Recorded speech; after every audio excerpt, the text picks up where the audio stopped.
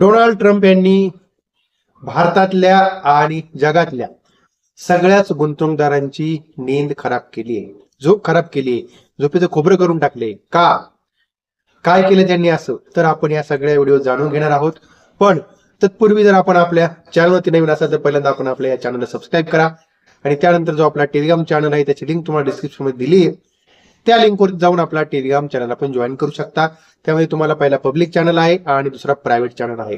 Private चॅनलमध्ये तुम्हाला भेटणार काय आहे, तर प्रायव्हेट चॅनलमध्ये आपण त्याची जी फीस ठेवलेली आहे 1350 रुपये एका वर्षाची आहे आणि त्या लिंक वरती गेल्यानंतर तुम्ही पेमेंट करायचं, तुम्हाला 12 महिन्याचा ऍक्सेस भेटेल. त्यामध्ये जे काही ऑप्शन ट्रेड असतात किंवा काही स्विंग ट्रेड असतात ते मी तुमच्याबरोबर शेअर करत असतो, जे ट्रेड मी स्वतः घेतो आणि त्यामध्ये आपलं टार्गेट आणि एसएल वगैरे सगळ्या गोष्टी मी फॉलो करतो, त्याच त्या ठिकाणी मी तुम्हाला अपग्रेड करत असतो. तर करूया सुरुवात. का नेमकी डोनाल्ड ट्रम्प तात्यांनी काय केले, तर काल असं झालं, काल म्हणजे शुक्रवारी आपलं मार्केट क्लोज झाल्यानंतर आपल्या मार्केटमध्ये आपण बघितलं असेल किंवा सगळ्या एशियन मार्केट असतील, युरोपियन मार्केट असतील, ते सगळ्यामध्ये आपल्याला दिवसभर एक चांगली तेजी बघायला भेटली. आता युरोपियन मार्केट तर ते संध्याकाळी 10 वाजता क्लोज होतात, पण जे आपण म्हणूया आपलं एशियन मार्केट जे आहे ते आपलं चांगले सगळेच मार्केट म्हणजे जपान वगैरे, चायना, हाँगकाँग वगैरे सगळे मार्केट एक चांगल्या प्रकारे क्लोज झाले. आणि आपण तर बघतोय का जो 24,200चा आपल्यासाठी एक मोठा जो झोन रेजिस्टन्सचा होता, आपण त्याच्यावरती जाऊन क्लोज झालो.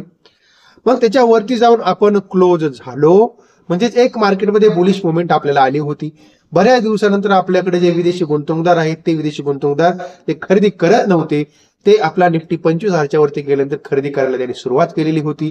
आपले डीआयएस तर खरेदी करतायत, तर म्हणजे एक पॉझिटिव्ह मुवमेंट मार्केटमध्ये क्रिएट झाला होता, आपल्या मार्केटमध्ये होता. पर डाव जोन्स अमेरिका जर मार्केट बघितलं तर लाईफ टाइम हायवरती होतं. क्रिप्टोमध्ये आपण बघतोय का एक चांगला पुलबॅक आलेला होता आणि तिथे एक चांगली तेजीची पोझिशन चालू होती. पण आता ह्या सगळ्या घडामोडीमध्ये एक तर पहिली गोष्ट अशी झाली का डोनाल्ड ट्रम्पला नोबेल जो काय पुरस्कार पाहिजे होता त्यासाठी त्यांनी कॅम्पेन चालवलं. त्यांचं असं म्हणणं होतं की जगामध्ये मी 7 युद्ध थांबवले, त्यांनी जगातल्या प्रत्येक युद्धामध्ये इंटरफेअर केला. भारत पाकिस्तानचं पण त्यांचं असं म्हणणं आहे का सीज फायर मीच घडवून आणलेलं आहे. तर या सगळ्या गोष्टी त्यांनी केल्या, त्यांनी कॅम्पेन सुद्धा चालवलं, पण त्याचा काही परिणाम झाला नाही आणि त्यांना नोबेल पारितोषिक भेटलं नाही. आणि मग ती गोष्ट दुपारीच क्लिअर झाली. पण आता झालं काय का चायनाने जरा त्यांचा केसांनी गळा कापला. म्हणजे आज त्यांचं म्हणणं आहे की चायना आम्हाला ब्लॅकमेल करतोय, चायना जगाला ब्लॅकमेल करतोय.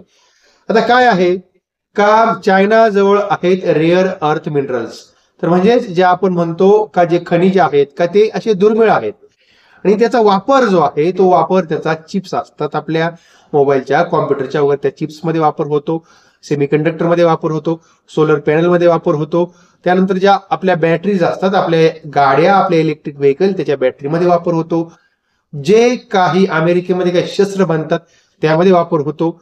आणि मग ह्या सगळ्याच आपण असं म्हणूया का दुर्मिळ खनिज आहेत त्यासाठी चायनाशिवाय पर्याय नाही. बऱ्याच ठिकाणी जे काय अमेरिकेतल्या ज्या मोठ्या मोठ्या कंपन्या आहेत, एनविडा वगैरे वगैरे ज्या मोठ्या कंपन्या, त्या सगळ्या कंपन्या ह्या चायनावरती अवलंबून आहेत. मग चायनाने डिसिजन असा घेतला का बाबा चला आता हे काय आहे, कमी आहे, दुर्मिळ खनिज आहेत, मग आपण त्याला निर्यात नाही करायची. निर्यातीवरती प्रतिबंध टाकले, काय या देशांना द्यायचं, त्या देशाला नाही द्यायचं, त्या देशाला नाही द्यायचं. त्यामध्ये त्यांनी असा प्रतिबंध टाकला का अमेरिकेला हे दुर्मिळ खनिज द्यायचे नाहीत. आता ते द्यायचे नाही म्हटल्यानंतर मग अमेरिकेमध्ये लगेच सोलर कंपन्या असतील किंवा सोलर इंडस्ट्रीज असेल, त्याच्यानंतर आपल्या ज्या इलेक्ट्रिक व्हेकल बनवणाऱ्या कंपन्या, चिप्स बनवणाऱ्या कंपन्या, सेमी कंडक्टर बनवणाऱ्या कंपन्या आणि शस्त्रास्त्र बनवणाऱ्या कंपन्यावरती लगेच इफेक्ट होणार होता. आणि मग आता हे सगळं बघितलं त्यानंतर डोनाल्ड ट्रम्प यांचं डोकं गरम झालं आणि त्यांनी चायनावरती अतिरिक्त 100% टॅरिफ लावला. आता पहिला 30% होता आपल्याला माहिती आहे, हा 100% अतिरिक्त जो आहे तो 1 नोव्हेंबर पासून चालू होणार आहे, म्हणजेच टोटल 130% टॅरिफ लावला. मार्केट पडलं, डाव जोन्स पडला, ते टॅरिफमुळे नाही पडला. मार्केट जे अमेरिकेतलं पडलंय ते का, तर हे दुर्मिळ खनिज आता अमेरिकेला भेटणार नाहीयेत, त्यावरती प्रतिबंध लावलेले आहे चायनाने निर्यातीवरती, म्हणून मार्केट पडलंय. टॅरिफमुळे मार्केट अमेरिकेचं पडत नाहीये. आपण बघतोय का तिथं एवढं जे काय शटडाऊन चालू होतं ते शटडाऊन चालू असताना सुद्धा मार्केट पडलं नाही. पण इथं प्रॉब्लेम आता असा आहे का काही कंपन्यांचं जे काय आपण रॉ मटेरियल आहे त्यासाठी ह्या कंपन्या डिपेंड आहेत चायनावरती आणि तेच भेटणार नाहीये, दुसरा पर्याय शोधावा लागेल. तोपर्यंत वेळ जातो. म्हणून आपल्याला जो सेल ऑफ बघायला भेटला, ग्लोबल सेल ऑफ बघायला भेटला. आणि मग त्याच आपण बघितलंय का अमेरिकेतलं मार्केट हे टॉप पासून 4% पडलं. डाव जोन्स असेल, नॅसडॅक असेल.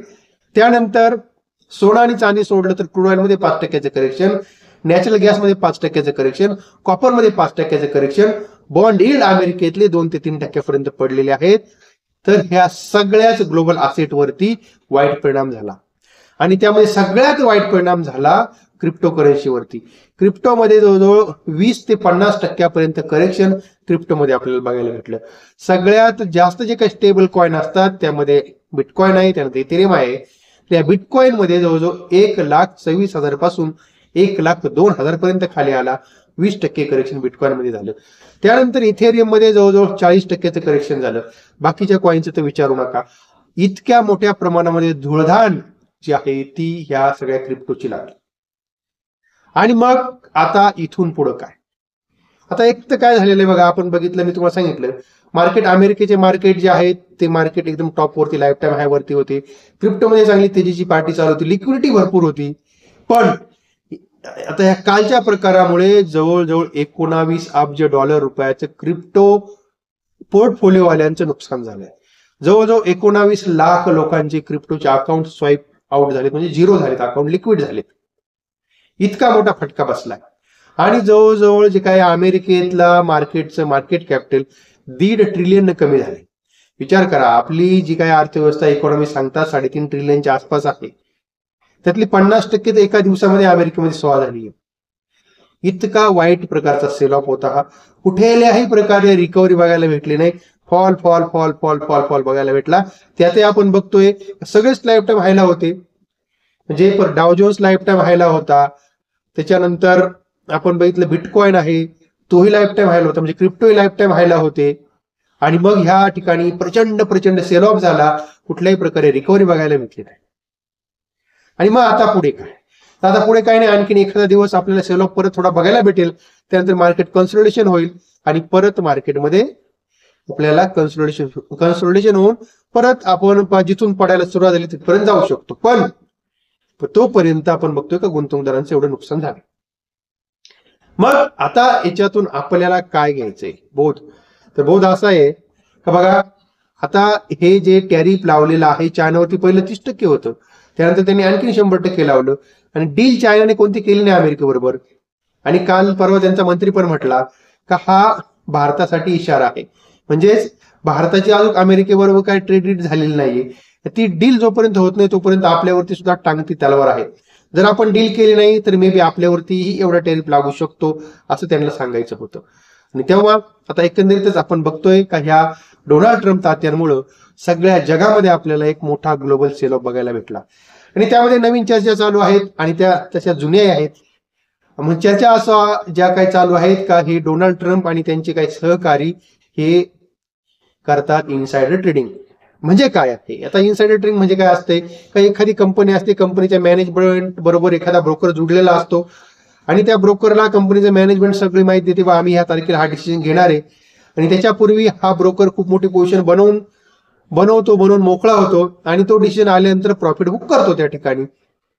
तर हे असं जे काय आपण म्हणूया इनसायडर ट्रेडिंग किंवा मार्केट मॅनिप्युलेशन हे डोनाल्ड ट्रम्प आणि त्यांचे सहकारी म्हणून करतात, असेही तिथले सिनेट सदस्य म्हणजे संसद सदस्य अमेरिकेतले हे असा आरोप आता डोनाल्ड ट्रम्पवरती लावतायत. आपण म्हणजे आता हे का म्हणतायत तर साधारणतः जे 3-4 महिन्यापूर्वी डाव जोन्स 38,000 होता, त्यावेळेस डोनाल्ड ट्रम्पने त्यांची जी स्वतःची एक सोशल मीडिया प्लॅटफॉर्म आहे त्याचं नाव ट्रूथ सोशल म्हणून आहे, त्यावरती त्यांनी एक मेसेज टाकला होता का इट्स टाइम टू बाय. आणि त्यानंतर आपण बघतोय डाव जोन्स 38,000 वरनं 47,000 पर्यंत गेला. आणि आता ह्या ठिकाणी जर आपण बघतोय हा जो 38च्या आधी 46 होता, 46 पासून 38 आला आणि आता 47 गेला होता. आणि मग हे काय करतात डोनाल्ड ट्रम्प, म्हणजे असं माझ्याही निदर्शनास आलंय आणि तिथल्याही जे काही सदस्य आहेत अमेरिकेतले संसदेमधले त्यांचंही म्हणणं आहे का बरोबर मार्केट सपोर्ट लेवलला आले का डाव जोन्स आणि परत नॅसडॅक का हे डोनाल्ड ट्रम्प तात्या असे जरा मिठी बोल करतात. आणि म्हणजेच त्यांनी काय केलं, ज्या वेळेस डाव जोन्स हा 46 वरून 38 आला त्यावेळेस त्यांनी टॅरिफ जे आहे ते 3 महिन्यासाठी पोस्टपोन केलं. आणि त्यामुळे मार्केटमध्ये बाउन्स बॅक आला आणि मेसेज पण टाकला त्यांनी का बाबा इट्स टाइम टू बाय. आणि मग आता आपण बघतोय का 47,000 म्हणजे लाईफ टाईम हायला मार्केट होतं, त्यांनी आता असा डिसिजन घेतलाय. परत मार्केट पडलं का ते परत काहीतरी त्यामध्ये आणखीन वेगळा मुद्दा काढतील. म्हणजेच हे मार्केटला फिरवायचं काम, मार्केटला खेळवायचं काम, मार्केट मॅनिप्युलेशन करायचं काम. आणि ही जी माहिती आहे ती माहिती त्यांच्या मित्रांना मिळते, जे मोठमोठे त्यांचे ब्रोकर असतात त्यांना माहिती मिळते, त्या ठिकाणी ती पोझिशन बनवली जाते आणि तिथून पैसा कमावला जातो, असं तिथील अमेरिकेतील संसद सदस्यांचं म्हणणं आहे. मलाही तेच वाटतंय. तेव्हा हे आता आपण बघतोय का हे डोनाल्ड ट्रम्प जे आहेत याच्या अगोदरच्याही टर्म मध्ये ते ज्यावेळेस राष्ट्रपती होते त्याही वेळेस असा राडा त्यांनी केला होता, कंटिन्युअसली मार्केटला फिरतं ठेवलं होतं, मार्केटला असं घुमवत ठेवलं होतं. असंच ते आता करताय. आपण यातून आपण बघतोय का काही वेळेस आपल्याला सुद्धा एक अशी चांगली खरेदीची संधी भेटते. कारण कधी कधी आपण बघतोय का मार्केट महिना 2 महिना बोर होतं, रटाळ होतं, मोमेंट नसते. पण निदान मग आता ही गोष्ट वाईट आहे तशी, कारण काय होतंय आपण बघतोय का फ्युचर ऑप्शन वाले वगैरे असतील, एक तर पोर्टफोलिओ कुणाचे वाढत नाहीत आणि फ्युचर ऑप्शन वाले तर ज्या लोकांनी आपण बघितलंय का शुक्रवारी बाबा मार्केट तेजीमध्ये आहे, ग्लोबल आबाद आहे असं करून ज्यांनी कॉल बाय केले असतील, कारण सगळेच तेजीमध्ये होते, अशांची उद्या अवस्था काय आहे. असंच होते. म्हणजे अशा मार्केटमध्ये तुम्हाला पोझिशन कॅरी करणं तर त्याचा विचार सुद्धा मनात आणायचा नाही. ज्या त्या दिवशी ठीक आहे, आता बघा ही न्यूज आली, आता काही लोकांनी पुढे घेतले असतील कदाचित, पण मग ते त्यांचं नशीब समजायचं का डोनाल्ड ट्रम्पनी असा एक डिसिजन घेतला, म्हणजे एक काहीतरी न्यूज आली म्हणून पडले मार्केट. नाहीतर मग आपण जो आहे तो उद्या 25,400च्या वरती ओपन झाला असतो. आणि तेव्हा काय होतंय का मार्केटवरती न्यूजचा इम्पॅक्ट होतो, तो शॉर्ट टर्म होतो, परत मार्केट असेल माणूस असेल त्यांना वरती जायचंय. तेव्हा आपण या सगळ्या गोष्टी लक्षात ठेवा आणि मग या सगळ्या गोष्टी लक्षात ठेवून उद्या ट्रेड करा. ओके. आणि तेव्हा आता इथे आपण थांबतोय. अर्थातच हा जो काय सगळा व्हिडिओ होता तो सगळा व्हिडिओ मी आपल्यासाठी एज्युकेशनल पर्पज म्हणून बनवला होता.